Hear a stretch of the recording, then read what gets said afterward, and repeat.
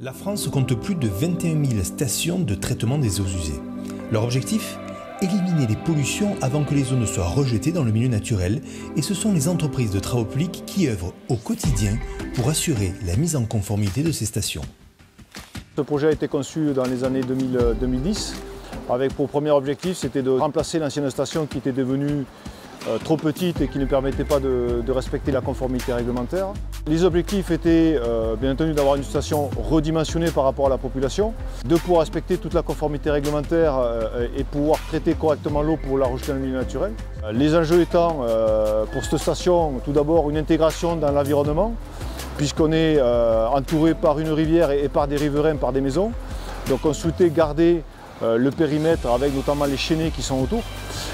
Également la notion de bruit, on voulait une station qui ne fasse pas de bruit. Et également le traitement des odeurs, c'est-à-dire un impact zéro pour les riverains. C'est nous qui avons conçu, déjà réalisé et construit la station d'épuration, que ce soit la ligne process, le traitement, que ce soit le génie civil et l'ensemble des ouvrages. On est parti dans le cadre de groupements avec des entreprises locales. La méthanisation, c'est produire du biogaz, un gaz 100% renouvelable à partir de déchets organiques. L'objectif pour la France est d'atteindre 10% de gaz renouvelable dans la consommation finale de gaz à l'horizon 2030.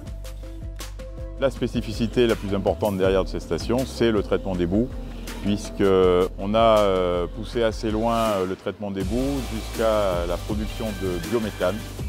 C'est-à-dire qu'on produit d'abord un biogaz et ensuite on le nettoie pour faire du biométhane qui est directement livré dans le réseau de GRDF. Mont-de-Marsan Agglomération a fait le choix de l'ambition, une station d'épuration moderne qui préserve l'environnement dans lequel elle se trouve et qui produit la consommation annuelle de 220 foyers.